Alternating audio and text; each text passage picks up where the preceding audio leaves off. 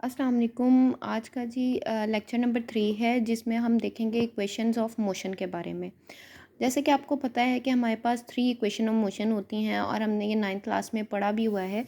हमारे पास अगर हम फर्स्ट इक्वेशन ऑफ मोशन की बात करें तो हमारे पास फर्स्ट इक्वेशन ऑफ मोशन होती है V F is equal to V I plus A T. मतलब कि हमारे पास जो फाइनल वेलोसिटी होती है वो इक्वल होती है इनिशियल वेलोसिटी के और एक्सेलरेशन टाइम के। फिर अगर हम सेकंड इक्वेशन ऑफ मोशन की बात करें तो वो हमारे पास कुछ इस तरह से होती है, S is equal to V I T plus half A T square. ठीक है। तो ये भी हमारे पास अगर आपने डिस्टेंस देखना है तो आप ये वाली इक्वेशन ऑफ मोशन को यूज़ करते हैं। और आपके पास थर्ड इक्वेशन ऑफ मोशन जो कि आती है 2as is equal to V F square minus V I square. अब ये तीन इक्वेशन ऑफ मोशन हैं जिसमें आप किसी भी मोशन को जो है वो जब आप डिस्क्राइब करते हैं उसके इनिशियल और फाइनल वेलोसिटी को जब आप बताते हैं या उसके डिस्टेंस कवर्ड को बताते हैं तो आप ये तीन इक्वेशन ऑफ मोशन को यूज़ करते हैं। अब इन इक्वेशन ऑफ मोशन के टू केसेस होते हैं। ठीक है, there are two cases for these equation of motions. तो सबसे पहले जो इसका इक्वेशन ऑफ मोशन का जो फर्स्ट केस है वो हम ये कहते हैं कि ऑब्जेक्ट ड्रॉप्ड। जब कोई ऑब्जेक्ट गिरता है, कभी कोई भी चीज़ अगर फॉल डाउन होती है, कोई ऑब्जेक्ट है जैसे कि मेरे पास अगर ये एक बॉल पॉइंट है और मैं इसको नीचे गिराती हूँ, तो जब भी कोई ऑब्जेक्ट नीचे की तरफ को गिरता है ऑब्जेक्ट ड्रॉप होता है। ये एक पहला केस है इक्वेशन ऑफ मोशन का। जब कोई भी ऑब्जेक्ट जो है वो नीचे की तरफ गिरता है तो जो उसकी इनिशियल वेलोसिटी होती है वो हमेशा ज़ीरो हो जाती है। ठीक है जी। तो ये बात याद रखिएगा, when object dropped initial velocity will become zero. So इसमें हमारे पास तीन केसेस आ जाते हैं। सबसे पहला जो केस आता है उसमें हम देखते हैं कि डिस्टेंस कितना कवर करती है बॉडी। जब एक बॉडी नीचे की तरफ गिरती है तो वो कितना डिस्टेंस कवर करती है। अब एक बात याद रखिएगा, जब भी किसी भी टेस्ट में आपको ये पूछा जाता है डिस्टेंस कवर्ड के, कोई भी बॉडी है वो नीचे की तरफ को गिरी है और उसने कितना डिस्टेंस कवर किया है, तो आप इन्हीं इक्वेशन ऑफ मोशन को यूज़ करते हैं। ठीक है। तो सबसे पहला जो हमारे पास आ जाता है वो आ जाता है डिस्टेंस कवर्ड। तो यहाँ पे अगर आप देखें तो यहाँ पे हमारे पास तीन इक्वेशन ऑफ मोशन है। तो जब हम डिस्टेंस की बात करेंगे तो हम सेकंड इक्वेशन ऑफ मोशन को यूज़ करेंगे। तो जब हम सेकंड इक्वेशन ऑफ मोशन को यूज़ करेंगे तो हम कहेंगे कितना डिस्टेंस कवर्ड हुआ, V as equal to V I T plus half A T square. ठीक है। अब अगर आप देखें तो हमने पहली बात की कि एक ऑब्जेक्ट जब ड्रॉप होता है, मतलब हम इसी ऑब्जेक्ट ड्रॉप्ड के तीन केसेस देख रहे हैं। तो जब कोई ऑब्जेक्ट ड्रॉप होता है तो उसकी इनिशियल वेलोसिटी ज़ीरो हो जाती है। तो अगर हमारे पास कोई भी ऑब्जेक्ट नीचे की तरफ गिरता है तो इसका मतलब उसकी तो इनिशियल वेलोसिटी ज़ीरो हो गई। तो उसने डिस्टेंस कितना कवर किया, तो हम ये इक्वेशन ऑफ मोशन का सेकंड इक्वेशन ऑफ मोशन लगाते हैं, S is equal to V I T plus half A T square. तो इनिशियल वेलोसिटी क्योंकि ज़ीरो होगी तो हम कहेंगे S is equal to half A T square. ठीक है। अब हम यहाँ पे ये बात कहते हैं कि अगर हमारे पास हाफ ए टी स्क्वेयर आ गया, ठीक है, तो हमें पता है कि जी की वैल्यू क्या होती है। जब भी कोई ऑब्जेक्ट ड्रॉप होता है तो हम कहते हैं जी की वैल्यू जो एक्सेलरेशन है, जो जी की वैल्यू होती है वो होती है 10। ठीक है। तो हम कहते हैं कि हमें जैसे कि पता है कि S is equal to 10 divided by 2 T square. अब 2 यहाँ पे आ गया 5, इसका मतलब है इसका शॉर्ट फार्मूला हमेशा याद रखिएगा, हर चीज़ का शॉर्ट फार्मूला होता है S is equal to 5 T square. अब मैं आपके साथ कुछ क्वेश्चन शेयर करती हूँ जिससे आपको थोड़ा अंदाज़ा हो जाएगा कि अगर टेस्ट में इस तरह के कोई क्वेश्चन आपसे पूछा जाए तो आपने उसमें ये वाला फार्मूला किस तरह से यूज़ करना है और आपने कैसे आंसर को फाइंड आउट करना है। तो अगर मैं एक क्वेश्चन जो कि मैं यहाँ पे लिख भी देती हूँ, ठीक है, कि क्वेश्चन हमारे पास ये होगा कि 1 kg object 1 kg object is dropped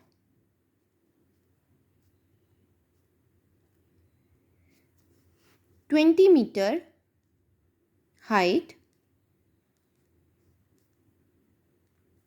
distance covered in 1 second।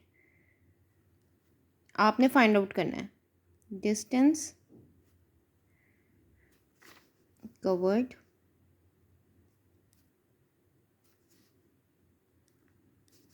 In 1 second. ठीक है जी।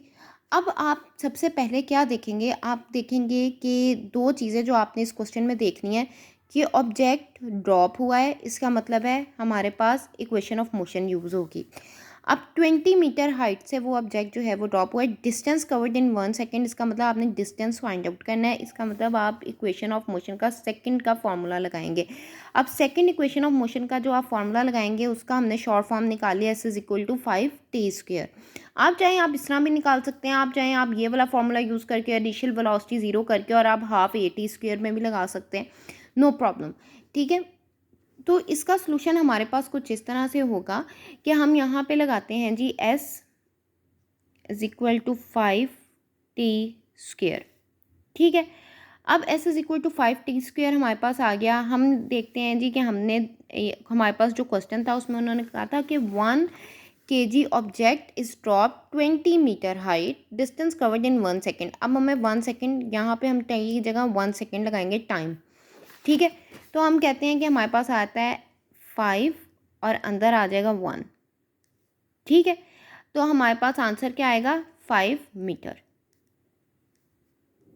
ठीक है, अब मैं इसको अगर आप देखें तो आप इसको S=12 g t² भी कर सकते हैं, उसमें आप 10 को पुट भी कर सकते हैं 2 के साथ, आप देख सकते हैं आंसर सेम निकलता है। अब सेकंड में आपको एक और जो है वो बताती हूँ कि आपने किस तरह से, ये तो डिस्टेंस फाइंड आउट करना है, आपने ये डिस्टेंस फाइंड आउट किया। अब इसका सेकंड केस जो है ऑब्जेक्ट ड्रॉप्ड का, अब देखिए ना, कोई भी ऑब्जेक्ट नीचे गिरता है तो आपने एक तो उसका डिस्टेंस बताना होता है, दूसरा आपने उसका टाइम बताना होता है और आपने उसकी वेलोसिटी को बताना होता है। ये तीन चीज़ें हैं जो आपने, जब भी कोई ऑब्जेक्ट नीचे की तरफ को गिरता है तो आपने ये बतानी होती हैं। तो अगर आपने अभी तो आपने डिस्टेंस बता दिया कि डिस्टेंस हम कैसे फाइंड आउट करते हैं। अब सेकेंड है जी कि अगर time to reach the ground, कितना टाइम लगेगा उसको ग्राउंड तक पहुँचने के लिए। ठीक है, time to reach the ground. ठीक है, अब ग्राउंड तक पहुंचने के लिए उसको कितना टाइम लगेगा, अब ये आप कैसे फाइंड आउट करेंगे। आप देखेंगे कि हमारे पास फॉर्मूला है जी S=VIT प्लस हाफ AT²। ठीक है, अब आपने, क्योंकि आपने टाइम बताना है तो आप कहते हैं जी क्योंकि ऑब्जेक्ट नीचे की तरफ को आ रहा है तो इनिशियल वेलोसिटी उसकी ज़ीरो है, तो हम कहते हैं यहाँ पे आ गया हाफ AT²। अब आप क्या करते हैं कि आपने यहाँ से टाइम निकालना है। जैसे कि आपको पता है कि जब आप टाइम निकालेंगे, ये आप A लिखें या G लिख लें, G ग्रेविटी को जो शो कर रहा होता है, एक्सेलरेशन ही होती है। तो आप यहाँ पे टाइम निकालेंगे तो वो आ जाएगा 2, ठीक है, ओवर आपके पास आएगा 2S/g और ये इसका स्क्वायर। अब आपने इधर से इसका स्क्वायर रूट ले लिया, T=2 आ जाएगा 2S/g। अब ये है जी time to reach the ground का फॉर्मूला। अब अगर मैं एक क्वेश्चन आपके साथ शेयर करती हूँ इसका, तो आपको कुछ एग्ज़ाम में क्वेश्चन इस तरह से आएगा कि object is dropped from 19.6 metre, it will reach in ground. ठीक है, it will reach in ground. अब इसका मतलब है आपको पता है कि आपने फाइंड आउट करना है टाइम, क्या कितना टाइम लगेगा कि एक ऑब्जेक्ट नीचे गिरा है और 19.6 मीटर से वो नीचे गिरा है, तो उसको कितना टाइम लगेगा ग्राउंड तक पहुंचने के लिए। तो आप ये वाला फॉर्मूला यूज़ करेंगे, आप ये फॉर्मूला यूज़ करेंगे T=2S/g। अब देखें तो आप लगाएंगे 2S की जगह आप लगाएंगे 19.6 ओवर आपके पास जी की जो वैल्यू है, ठीक है, वो आप लगाएंगे 9.8 होती है और आपके पास जब आप इसको सॉल्व करते हैं तो आपके पास आता है 2 सेकेंड। तो 2 सेकेंड में एक ऑब्जेक्ट जो है वो 19.6 मीटर से अगर नीचे गिर रहा है तो वो 2 सेकेंड में ग्राउंड तक पहुंच जाएगा। अब हम इसका तीसरा पार्ट डिस्कस करते हैं। तीसरा पार्ट अगर हम डिस्कस करें तो हमारे पास चीज़ होती है वेलोसिटी आफ्टर सम टाइम, कि ऑब्जेक्ट नीचे गिरा है तो उस थोड़े टाइम बाद उसकी कितनी वेलोसिटी होगी। ठीक है, हम आपको जैसे कि पता है कि वेलोसिटी क्या होता है, rate of change of displacement with respect to time. ठीक है, कि वो कितना डिस्टेंस कर रहा है विद रिस्पेक्ट टू टाइम, कितना डिस्टेंस कवर कर रहा है विद रिस्पेक्ट टू टाइम, उसकी वेलोसिटी कितनी है जब कोई एक ऑब्जेक्ट नीचे गिरता है। अब आपने ये भी देख लिया कि अगर एक ऑब्जेक्ट ड्रॉप्ड होता है तो वो डिस्टेंस कितना कवर करता है। ठीक है, फिर आपने ये देख लिया कि उसको टाइम कितना लगता है पहुंचने में, और तीसरा आपने देखना है कि उसको आफ्टर सम टाइम उसकी वेलोसिटी कितनी होती है। जब एक ऑब्जेक्ट नीचे की तरफ को गिरता है तो थोड़ी देर बाद उसकी वेलोसिटी कितनी होती है, तो उसको हम किस तरह से फाइंड आउट कर सकते हैं। तो इसका इक्वेशन ऑफ मोशन का थर्ड जो हमारे पास आता है, V F is equal to V I plus, ठीक है, हमारे पास फर्स्ट जो इक्वेशन ऑफ मोशन है V F is equal to V I plus A T square है, आप यहाँ पे जी टी होता है। ठीक है, तो हम कहते हैं कि क्योंकि इनिशियल वेलोसिटी ज़ीरो रहती है तो हमारे पास V F is equal to G T, ये हमारे पास फॉर्मूला होता है वेलोसिटी फाइंड आउट करने का आफ्टर सम टाइम। ठीक है, तो आप जी की जगह 9.8 भी लिख सकते हैं, आप ये भी लिख सकते हैं, इसका फॉर्मूला कुछ होता है V F is equal to 9.8 T. ठीक है, अब मैं इसका एक क्वेश्चन आपके साथ शेयर करती हूँ जिससे आपको ये ज़्यादा क्लियर हो जाएगा। क्वेश्चन हमारे पास कुछ इस तरह से होगा, एन ऑब्जेक्ट इज़ ड्रॉप्ड, अगर एक ऑब्जेक्ट जो है वो ड्रॉप हो रहा है, और ये बात याद रखिएगा कि एग्जाम में जब भी पूछा जाएगा कि कोई भी ऑब्जेक्ट है और वो ड्रॉप हो रहा है तो आपने फ़ौरन इक्वेशन ऑफ मोशन को यूज़ करना है। एन ऑब्जेक्ट इज़ ड्रॉप्ड, ठीक है, an object is dropped, its initial velocity after